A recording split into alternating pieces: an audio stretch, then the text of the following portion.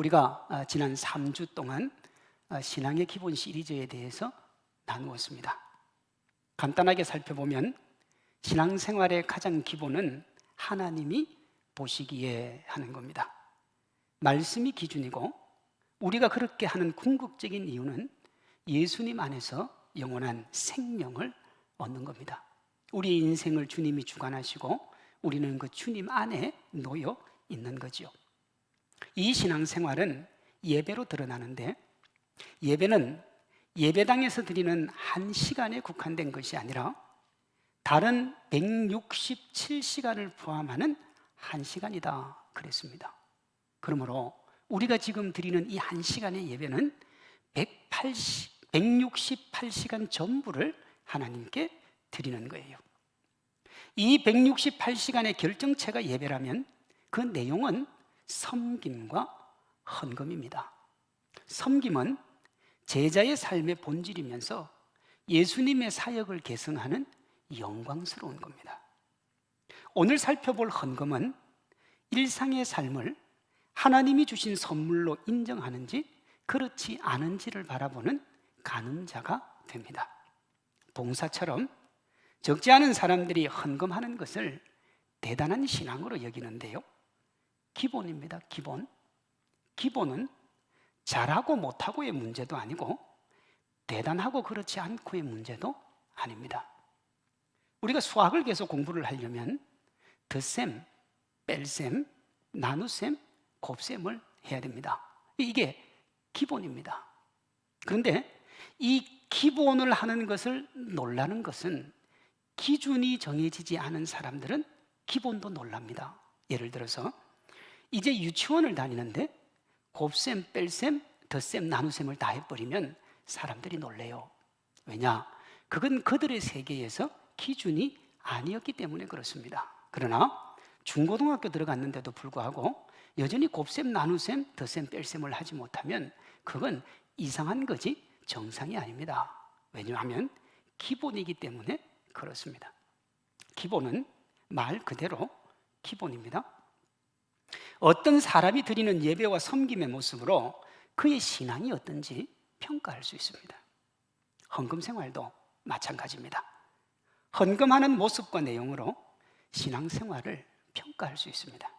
오늘 본문을 보면 예수님이 부자와 가난한 과부가 헌금하는 것을 보십니다. 1절, 2절입니다.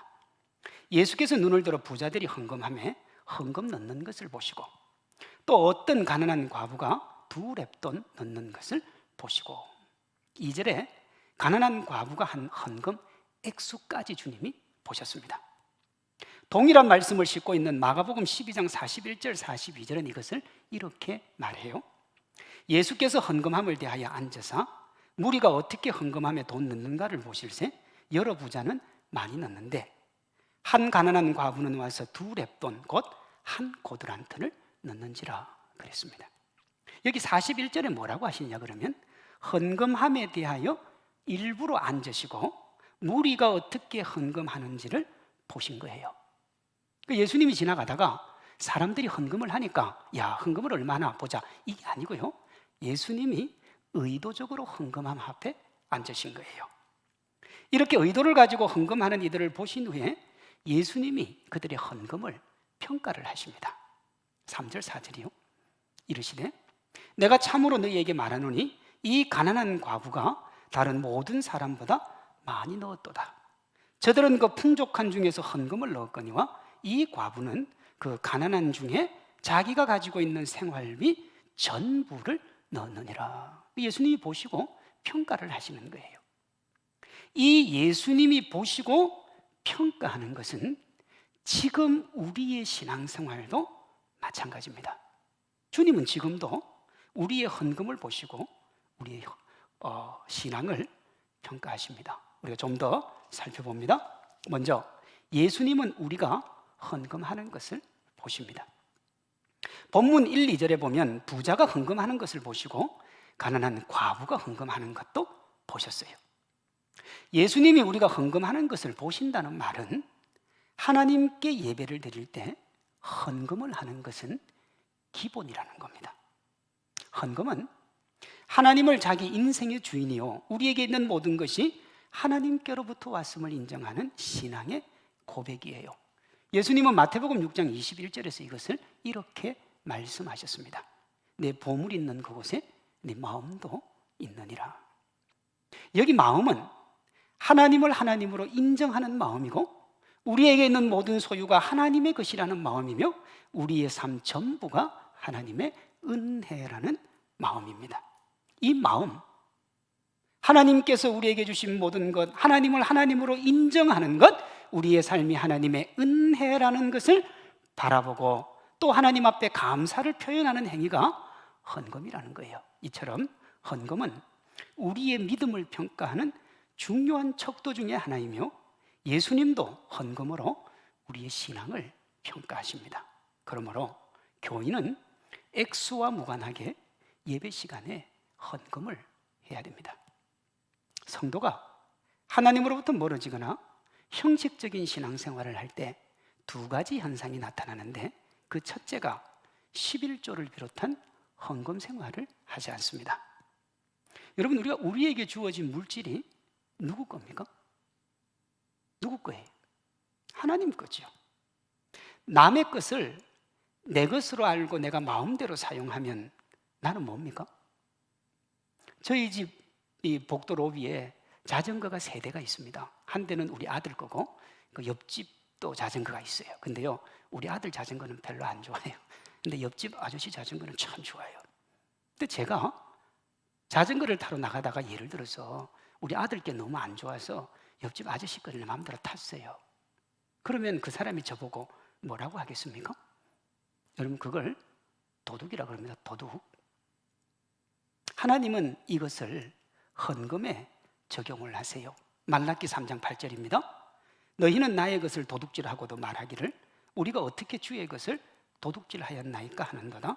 이는 곧 11조와 봉헌물이라 그랬어요. 봉헌물이 헌금입니다. 헌금 생활을 제대로 하지 않는 것은 우리의 신앙에 뭔가 문제가 있다는 표시입니다. 성도가 하나님으로부터 멀어지거나 형식적인 신앙생활을 할 때 나타나는 두 번째 현상은 자기가 헌금하지 않는 이유를 설명을 합니다. 다시 말라기 3장 8절이요. 우리가 어떻게 주의 것을 도둑질하였나이까. 여러분, 하나님이 도둑질이라 그랬잖아요. 그러면 죄송합니다 해야 돼요. 왜냐하면 하나님이 기준이기 때문에 그렇습니다. 그런데 내가 언제 도둑질을 했냐 이거예요. 그럴 리가 없다는 거예요. 신앙생활은 말이 아니라 삶입니다. 산업화 이전에는 삶의 결과물이 다양했습니다. 가장 대표적인 게 농작물이었죠. 그래서 예수님을 믿고 신앙이 있는 사람들은 그 농작물을 하나님 앞에 드렸습니다. 이것이 아직까지 남아있는데 추수감사절에 각종 농작물로 우리가 강단을 장식을 하잖아요. 그게 아직 그 유래가 남아있는 거예요. 그러나 산업화와 도시화가 진전된 요즘은 삶이 돈으로 환산됩니다. 한 달의 삶의 결과인 월급이 대표적이죠. 그러니 삶의 또 다른 이름인 헌금을 하나님 앞에 드리는 것과 삶의 예배를 공적 예배로 가지고 오는 것은 같은 말이에요. 그것이 삶이 있는 신앙입니다. 저는 8살에 예수님을 믿었습니다. 구주로 영접한 것은 아마 중학교 때 같아요. 저는 예수님을 믿고 지금까지 제 수입의 10분의 1을 제 것이라고 여긴 적이 없습니다.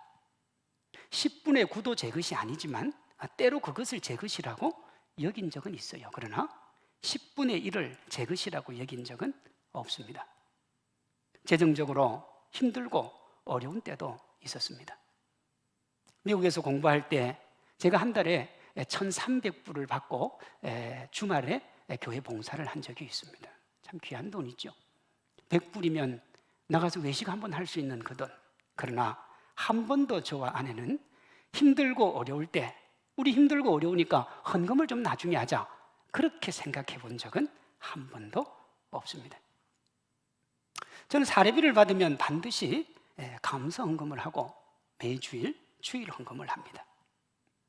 예전에는 제가 주일 헌금이나 이런 걸 무명으로 했습니다. 저는 그렇게 배웠습니다. 무명으로 하는 것이 하나님 앞에 더 큰 기쁨이요 신앙의 고백이 된다. 그런데 제가 요즘은 가끔 제 이름을 적습니다. 그것은 교인들이 담임 목사인 제가 주일 헌금을 안 한다고 여길까 봐 그래도 한 번씩 적습니다. 그러나 제 마음속에 하나님의 것을 하나님께 드린다는 그 마음은 변함이 없고, 이것은 저와 제 아내의 습관이고 이제는 저희 아들과 딸도 자연스럽게 따라하는 습관이 되었습니다. 우리 성산교회에 속한 모든 교인들이 우리 시대의 그 무엇보다도 강한 신인 돈에 굴종하고 복종하며 그런 자신을 정당하기 위해 이상한 논리 만들어내기보다 하나님 앞에 매달 11조 감사에 합당한 감사헌금, 매달 정한 선교헌금, 매주일 주일 헌금을 드리는 기본이 갖추어진 그리스도인 되기를 바랍니다. 다음으로 예수님은 우리가 하는 헌금을 평가하세요. 본문 3절 4절을 보면 예수님이 부자의 헌금과 가난한 과부의 헌금을 평가하시는데, 가난한 과부가 더 많은 헌금을 했다, 그렇게 말씀을 하세요. 3절 4절을 자세히 살펴보면 금액으로는 부자가 더 많은 금액을 헌금했습니다. 그런데 예수님은 가난한 과부가 더 많이 했다 그래요. 3절입니다. 이르시되 내가 참으로 너희에게 말하노니 이 가난한 과부가 다른 모든 사람보다 많이 넣었도다. 여러분, 분명히 부자가 많이 헌금했습니다. 그런데 예수님이 가난한 과부가 더 많이 했다고 그래요. 예수님과 우리의 많음의 기준이 다른 거예요. 우리의 기준은 말 그대로 액수가 많으면 많은 겁니다. 간단하죠? 그럼 예수님의 기준은요? 4절에 나옵니다. 저들은 그 풍족한 중에서 헌금을 넣었거니와 이 과부는 그 가난한 중에서 자기가 가지고 있는 생활비 전부를 넣었느니라. 4절이 말하는 예수님의 평가 기준은 얼마나 그 헌금에 마음을 담았느냐 하는 거예요. 풍족한 중에 한 헌금과 가난하면서 자기가 가진 것 전부를 하는 헌금은 기본적으로 마음의 자세가 다릅니다. 좀 더 설명합니다. 성경은 도움을 받아야 될 대명사로 고아와 과부를 말합니다. 그들을 도우라는 거예요. 본문에 두 렙돈을 헌금한 여인이 여기에 해당합니다. 그 여인은 과부이면서 가난했습니다. 그러니 이 여인은 도움을 받아야 될 사람이지 누굴 도울 수 있는 사람이 아니에요. 1세기 당시 노동자의 하루 품삯이 한 데나리온이었습니다. 한 데나리온요?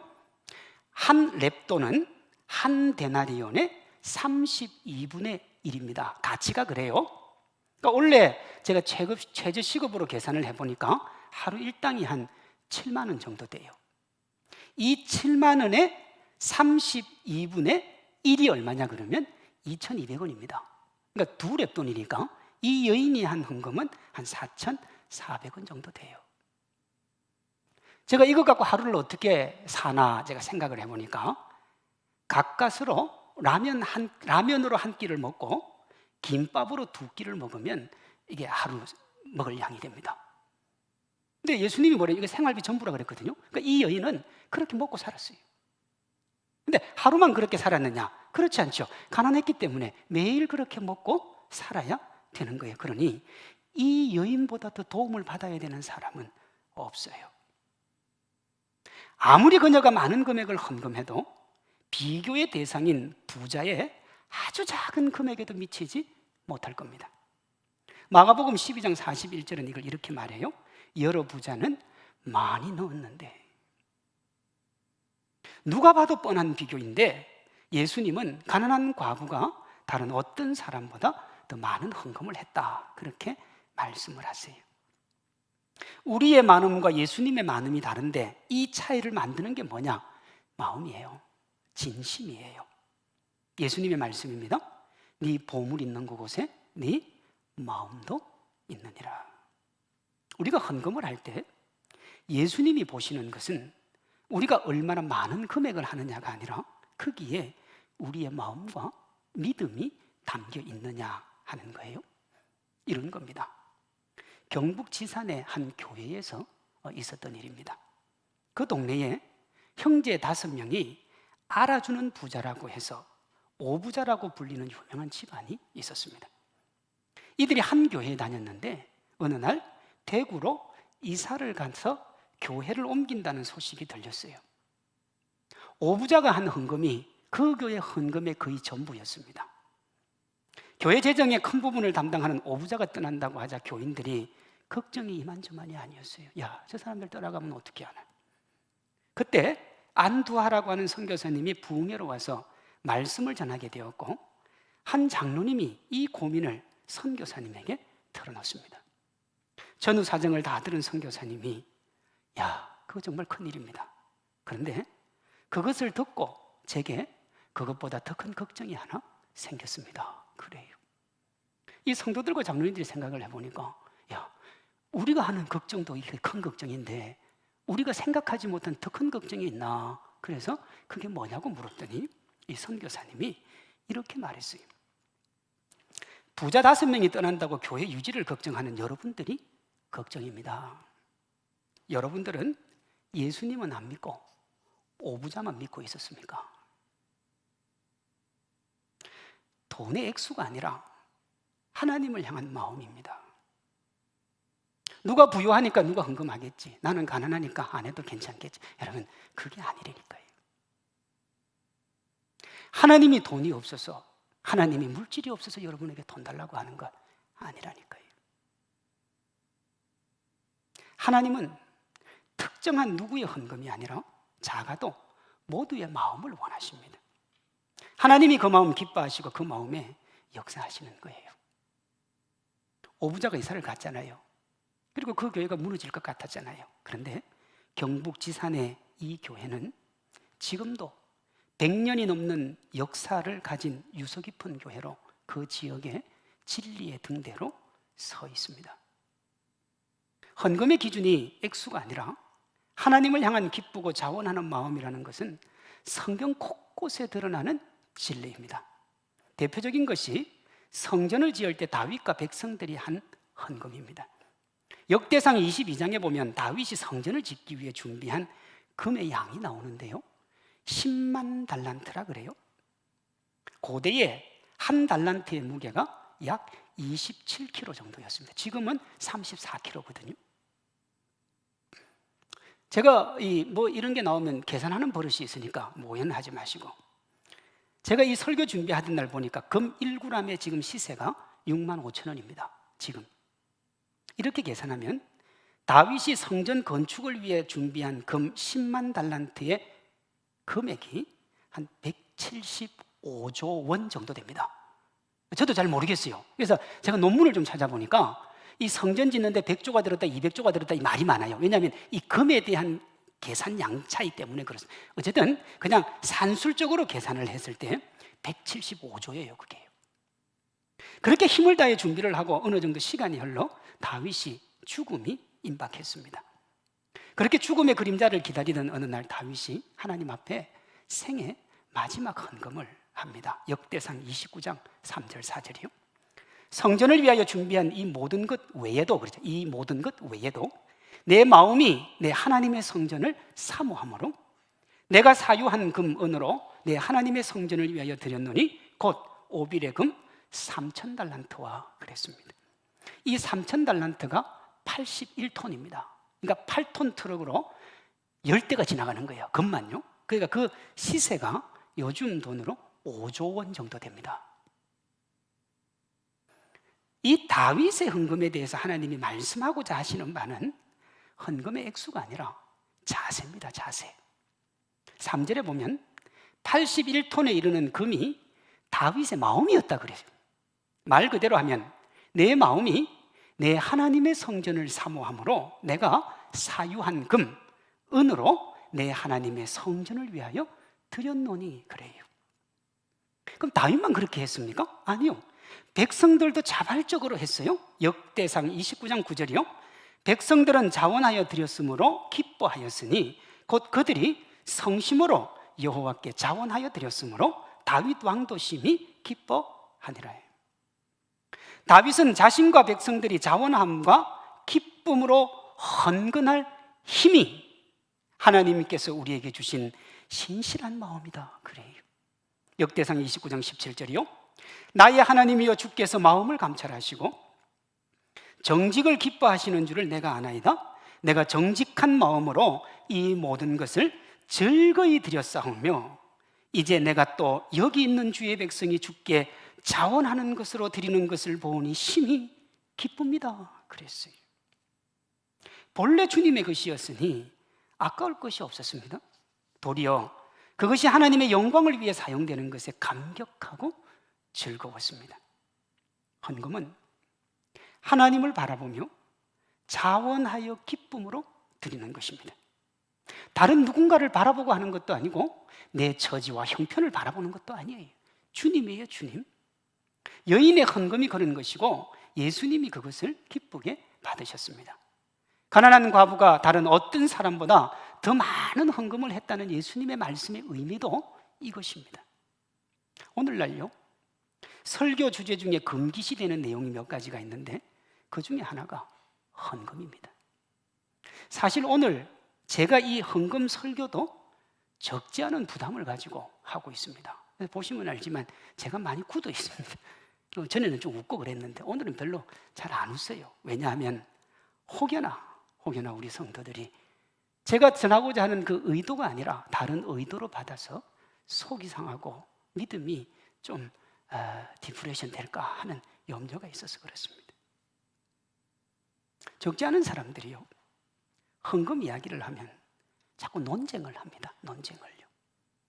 그런데 오늘 본문이나 앞에서 예를 든 다윗과 그의 백성들의 헌금을 보면 논쟁이 없습니다. 자원함으로 즐겁게 드렸는데 자신의 전부를 다 드리고요, 또 모아서 전부를 또 드렸습니다. 그렇게 드리고 기뻐하고 행복해하고 즐거워합니다. 헌금은 마음의 문제입니다. 하나님께 마음을 드리면 가난한 과부처럼 경제적 형편과 무관하게 헌금을 합니다. 하나님께 마음이 없으면 경제적 상황과 무관하게 헌금을 하지 않습니다. 마음의 문제인데 이것은 하나님을 하나님으로 인정하느냐 그렇지 않느냐의 문제입니다. 헌금이 논쟁이 되는 이유는 성경에 있느냐 없느냐 보다는 헌금이 부담스러운 거예요. 요즘 가장 많이 하는 말이 뭐냐? 11조 하라는 이야기가 신약에 없으니 11조 하지 않아도 된다는 겁니다. 제가 설교 준비하면서 보니까 그 설교를 한 사람의 조회수가 수십만 뷰가 넘어요. 제가 그분에게 묻고 싶은 게 하나 있습니다. 그러면 신약에 있는 다른 모든 것은 다 지킵니까? 헌금은 하라는 얘기 없으니까 안 지키니까 그럼 다른 거 하라는 얘기는 다 지키냐 이거예요. 여러분, 못 지킵니다. 그걸 어떻게 지킵니까? 결국은 성경에 있느냐 없느냐의 문제가 아니고 마음의 문제라니까요. 우리도 그렇잖아요. 어떤 사람이 너무 좋고 너무 따뜻하면 아무리 많이 줘도 아깝지 않습니다. 그런데 마음에 안 들면 조금 주고 생색을 냅니다. 헌금은 마음의 문제고 더 깊이 들어가면 신앙의 문제입니다. 물론 그 이면에는 돈이 자신의 것이라는 생각이 자리 잡고 있습니다. 자기 것을 하나님께 빼앗기는 것이 아까운 거예요. 제가 지난번에 성탄절 설교를 할 때 헤롯이 하나님께 받은 권력이라 그랬습니다. 그러니까 권력은 주님 앞에 드려야 돼. 근데 자기 거예요. 내 거라고 생각을 하니까 그 권력의 주인이 오니까 그 주인 죽이려고 했던 겁니다. 그래서 나오는 말이 뭐가 있느냐? 돈을 신으로 섬기는 우리 시대에 돈 전대의 회개가 진정한 회개이고 예수님 제대로 믿는 것이 표시다 하는 말이 나오는 거예요. 예수님이 가난한 과부의 두 렙돈 4,400원을 기쁘게 받으셨습니다. 이 여인의 헌금과 비교할 수 있는 다윗의 5조 원에 이르는 헌금도 기쁘게 받으셨습니다. 우리가 볼 때 이 금액 차이는 비교가 불가능하고요, 사람들이 절대적으로 다윗을 칭송할 가능성이 높습니다. 그런데 하나님은 둘을 동등하게 보십니다. 하나님은 돈을 받으신 게 아니라 그들을 향한 하나님께로 향하는 진실한 마음을 받으신 거예요. 헌금은 많고 적음의 액수가 아니라 마음이 담겨야 됩니다. 성숙해져가는 믿음이요. 별세신앙 목회를 했던 한신교회 이중표 목사님이 농촌에서 목회할 때 이런 일이 있었습니다. 어느 날 교회를 열심히 다니던 어떤 여집사의 남편이 목사님을 찾아와서 이렇게 물었어요. 목사님, 교회 다니려면 돈이 많이 필요하다고 하는데 얼마나 듭니까? 이렇게 물었어요. 목사님이 담배 한 갑 정도면 충분합니다. 그랬더니 그러면 내가 다음 주부터 교회 나가겠다. 그렇게 했어요. 이 다음 주부터 그 남편이 교회를 나왔는데 담배값 한 갑도 헌금하기가 너무 아까운 거예요. 그래서 자기가 피우던 담배를 끊고 그 끊은 담배값으로 1년 동안 헌금을 했어요. 이렇게 1년 정도 매주 담배값을 헌금하던 이 사람이 어느 날부터 쌀 10가마니 분량의 11조를 내기 시작하는 겁니다. 여러분 얼마나 궁금하겠어요, 이 목사님이. 그래서 남편을 찾아가서 이렇게 물었어요. 요즘 예수님 믿는 비용이 많이 오르셨더라고요. 이렇게 물었어요. 그랬더니 이 남편이 이렇게 대답을 합니다. 제가 아무것도 모르다가 요즘 하나님의 은혜라는 것을 깨닫게 되었습니다. 예수님은 내게 모든 것을 주셨는데 저는 싸구려로 믿으려고 했던 모습이 너무 죄스러워서 이제는 저의 전부를 드릴 작정으로 비싸게 믿기로 했습니다. 그러더래요. 우리 성도님들은 어떻습니까? 예수님을 싸구려로 믿으십니까? 정말 비싸게 믿으십니까? 제가 계속 말하지만 돈의 액수가 아니라 그랬습니다. 마음입니다. 마음요. 100원을 드려도 마음으로 드리면 주님이 받으시고요. 1000만 원 드려도 예수님에게 적선하듯이 주면 그건 주님이 안 받으시는 거예요. 가난한 과부의 2렙돈이 5,000원도 되지 않은 적은 금액이었지만 그녀에게는 하루의 삶을 연장해 줄 생명줄이었습니다. 그런데도 그녀가 그것을 하나님께 드린 이유는 하나님께 그것이라도 드려서 감사한 자신의 마음을, 감사한 삶을 하나님께 드리고 싶었기 때문입니다. 예수님이 그 마음을 보시고 모든 사람보다 더 많은 헌금을 했다고 하신 거예요. 2렙돈을 놓고 보면 여인이 싸구려로 예수님을 믿는 것처럼 보일 수 있습니다. 겉으로 드러난 것만 보면 그래요. 그러나 그녀에게 그것은 자신의 생명이나 다름이 없었고 예수님도 그렇게 받으셨습니다. 어떻게 보면 그녀보다 더 많은 금액을 헌금했던 부자를 비롯한 다른 사람들이 예수님을 싸구려로 믿고 있는지도 모릅니다. 믿음을 담은 마음이 결여되어 있으면 그래요. 저는 평소에 돈이 생기면 깨끗한 돈을 따로 분류하는 습관이 있습니다. 물론 그 돈의 목적은 헌금입니다. 어떤 돈을 헌금해도 되지만 저는 가능하면 깨끗한 돈을 하려고 합니다. 저는 그렇게 저의 마음을 하나님 앞에 담아드립니다. 그건 제 신앙이에요. 뭐 우리 성도들이 다 그렇게 할 필요는 없어요. 제 신앙은 그렇다 이 말입니다. 우리의 전부이신 예수님이 우리가 헌금하는 것을 보시고 우리 신앙을 평가하십니다. 여기에는 2가지 의미가 담겨 있는데 그 첫째는 11조 주일 헌금을 비롯한 각종 헌금 행위 자체가 우리가 하나님을 하나님으로 인정하는 중요한 신앙의 고백이라는 겁니다. 이 세상 어떤 것보다 하나님을 신뢰하는지를 가늠하는 기준이 되며 돈이 신이 된 요즘에는 더욱더 그렇습니다. 우리 젊은 청년들이나 중고생에게 물어보면 조물주 위에 건물주가 있습니다. 그만큼 돈이 중요한 시대예요. 돈이 전부예요. 우리 주님도 돈 밑에 있죠.